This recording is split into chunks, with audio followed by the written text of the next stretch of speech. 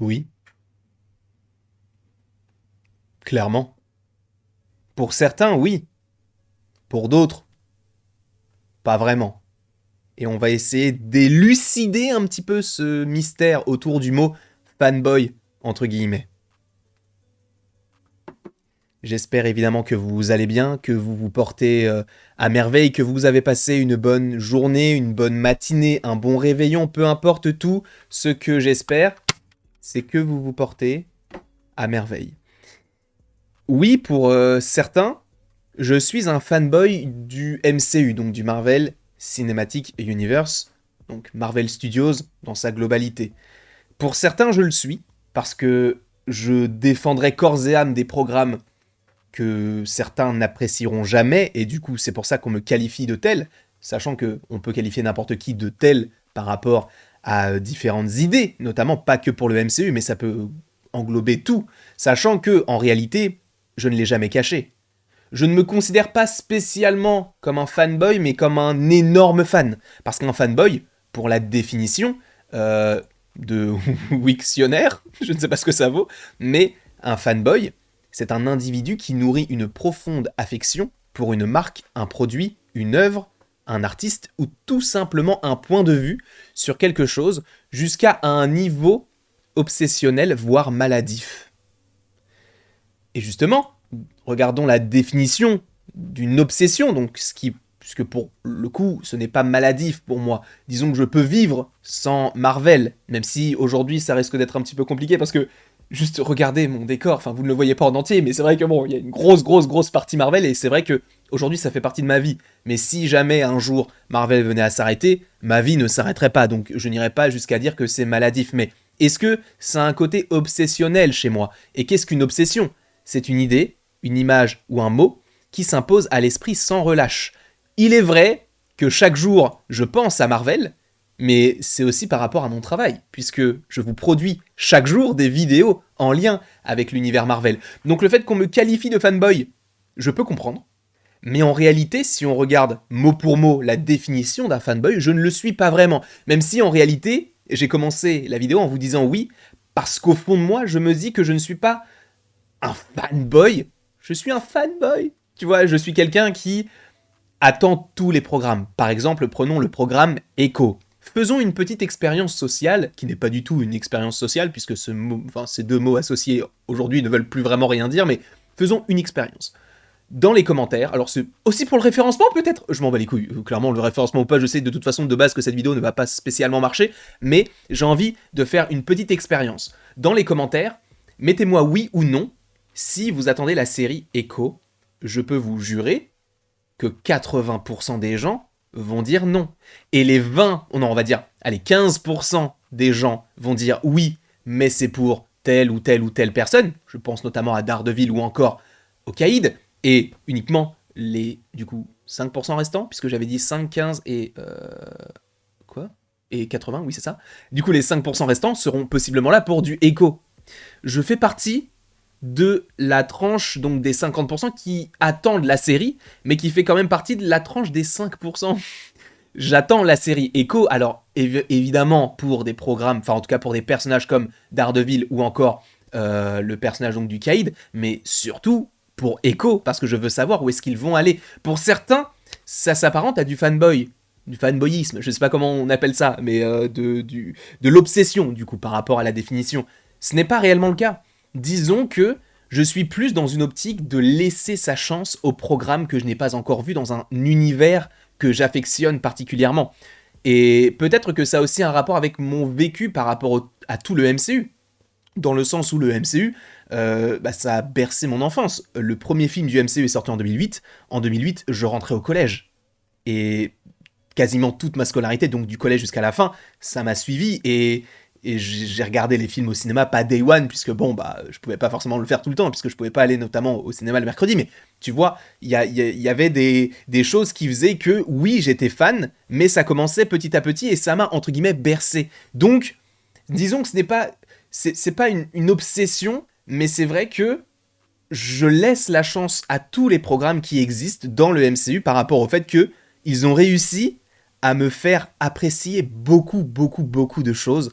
Et aujourd'hui, c'est pas que je leur rends, mais je leur laisse le bénéfice du doute. Par exemple, pour une série comme Hawkeye, on en dira ce qu'on en veut, mais pour moi, les 5 premiers épisodes sont géniaux. Il y avait une intrigue, il y avait du suspense, il y avait de l'action, il y avait de l'humour. Donc c'était vraiment des choses qu'on pouvait retrouver dans le MCU, mais à un degré moindre ou plus élevé, et consacré à un personnage comme Hawkeye. Et personnellement, je l'ai toujours dit, Hawkeye ne me hypait pas spécialement.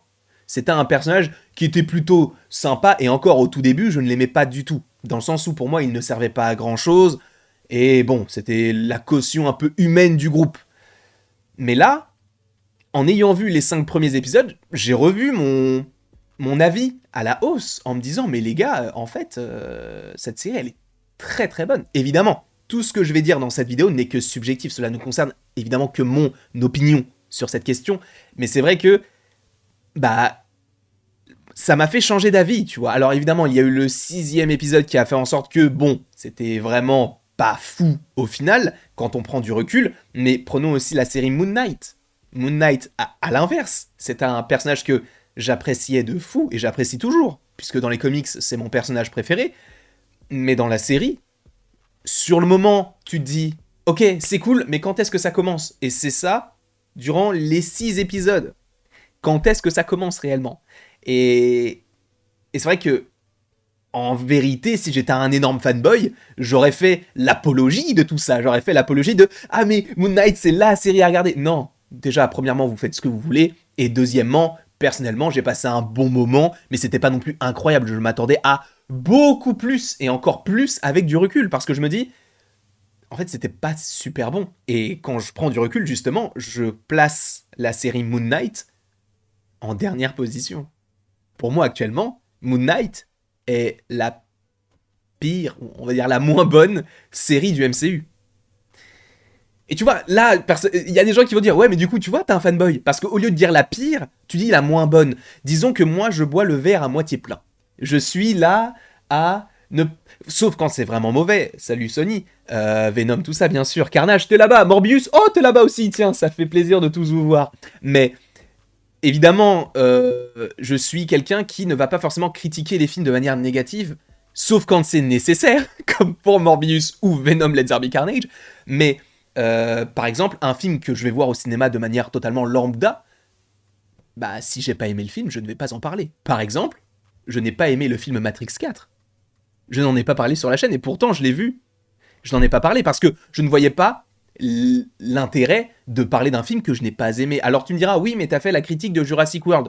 Je suis d'accord avec toi, mais Jurassic World, c'est un petit peu différent dans le sens où, bah, j'étais quand même hypé, tu vois. J'étais quand même dans le truc, je m'étais dit, ok, est-ce que j'en parle, est-ce que je n'en parle pas, etc. J'étais vraiment dans le questionnement de me dire, est-ce que c'est nécessaire réellement d'en faire une vidéo? Est-ce que c'est nécessaire de le voir en avant-première? De même faire des kilomètres pour y aller? Parce que j'ai pris l'autoroute pour aller au cinéma, parce que moi, j'habite pas à côté du cinéma, donc c'est, entre guillemets, un événement quand je sors de chez moi.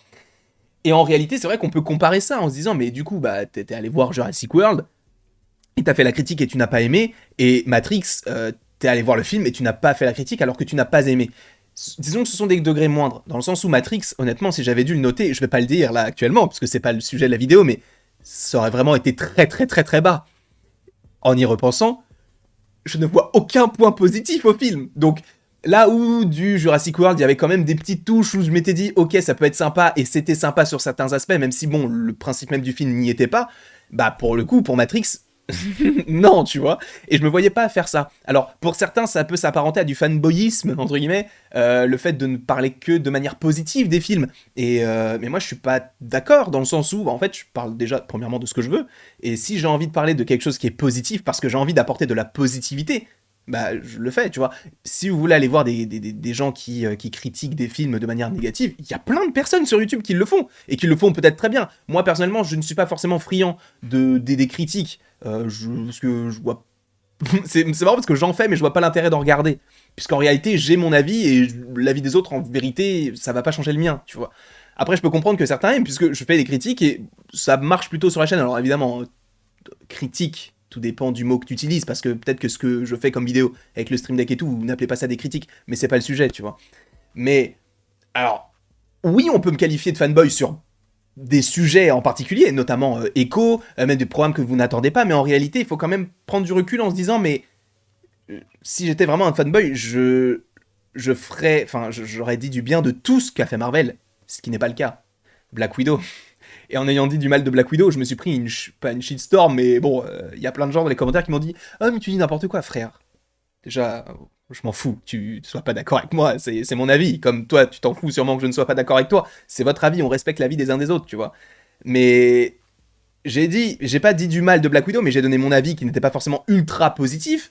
Là actuellement je n'ai pas vu Thor Love and Thunder, mais de ce que j'entends c'est vrai que ça peut être un petit peu négatif. Moi je sais que je ne vais pas forcément me focaliser sur les avis des autres, mais par rapport à ce que j'aime, et je sais que je vais aimer, peut-être que ça ne va pas plaire à tout le monde, etc. Parce que les gens vont dire ah mais du coup t'aimes Waititi, du coup t'es un fanboy de Marvel, et en plus Waititi il est en train de détruire toutes les sagas, Thor, Star Wars. Frérot, je m'en bats les couilles. Moi je suis là pour passer un bon moment devant un film. Je peux comprendre que certains soient déçus du traitement de certains persos par rapport à certaines choses, je comprends parfaitement, mais moi ça ne me touche pas. Parce que j'ai juste envie de voir un bon film avec un réal que j'apprécie particulièrement, avec un personnage que j'apprécie, avec une ambiance que j'apprécie. Tout ça, j'apprécie. Mais pour certains, c'est du fanboyisme. Je peux comprendre, je l'entends, mais oui, ça peut en être, pour certaines choses, pour certains aspects. Pour moi, pour le coup, ça n'en est pas vraiment. Et c'est pour ça que j'ai commencé la vidéo en disant oui, parce que en vérité, c'est comme en dissertation. C'est un oui, mais il y a tout ça. C'est un oui, on peut me considérer comme un fanboy, mais en réalité, un fanboy, c'est quelqu'un qui va aimer quasiment tout ce que fait, je vous rappelle, donc il disait quoi? Il disait précisément une marque, un produit, une œuvre, un artiste ou un point de vue. Ce qui n'est pas mon cas, puisque je n'ai pas des 20 sur 20 à tous les films ou à toutes les séries. Il y a des épisodes que j'ai un peu moins aimés. Par exemple, l'épisode de Miss Marvel, le numéro 5, bah, je l'ai pas aimé. Enfin, je l'ai aimé, mais c'était moyen par rapport à ce qu'on a eu jusqu'à présent, tu vois. Et même là, par exemple, si on prend l'exemple de Miss Marvel, il y a tellement de gens qui ne sont pas d'accord avec moi concernant la série. Mais je m'en moque. Et je suis content qu'on ne soit pas d'accord. Parce que si on était tous d'accord, frérot, ce serait chiant à mourir. C'est pour ça que je force pour, par exemple, avoir Sacha ou Anto sur des programmes. Parce que Sacha et Anto, à la différence de moi, qui suis quand même pas mal positif autour du MCU, bah ils vont avoir un regard qui est un petit peu différent et qui peut être plus positif ou peut-être plus négatif. Et c'est bien aussi d'avoir de la nuance, parce que quand on fait les afters de 100% Marvel, on est quasiment tous d'accord. Donc en vérité, peut-être que les gens vont se dire « Ah mais du coup c'est de l'apologie de la positivité, on s'en bat les couilles, nous on veut avoir une contradiction. » Ça, c'est légitime de se le demander, tu vois. Et c'est pour ça que je veux aussi avoir des gens qui ne sont pas forcément d'accord. Moi aussi, dans les afters, même dans les 100% Marvel, il y a des fois où on n'est pas d'accord et où justement on apporte de certains points négatifs, où on se dit bon ça aurait pu être mieux, ça aurait dû être mieux, ou tu vois, ce genre de choses. Donc il faut quand même prendre du recul, et on a cette petite... je sais même pas comment on peut dire ça, mais tu vois, on essaye d'avoir une sorte d'objectivité.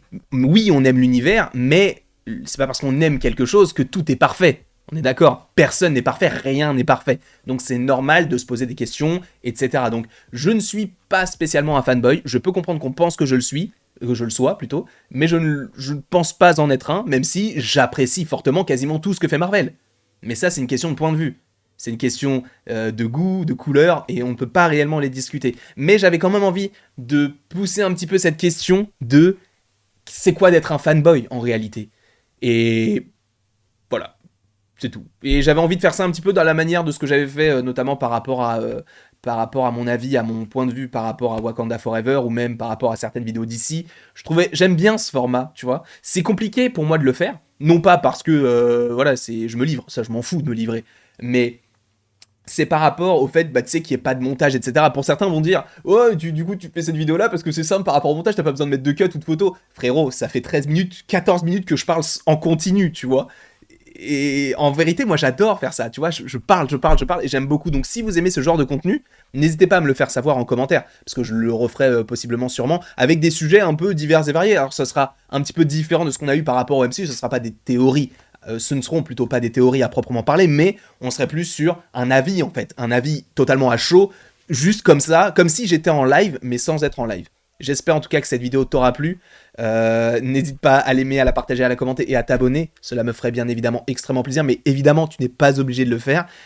N'hésite pas justement à me dire du coup ton avis concernant Echo. Juste, je suis chaud ou je suis pas chaud, comme ça je saurais si on est vraiment dans cette optique de 5, 15, 80. Donc 5% des gens qui sont là pour Echo, 15% des gens qui sont là pour, qui sont positifs et qui sont là pour Daredevil et pour le Caïd, et le reste des 80% pour les gens qui n'attendent absolument pas cette série.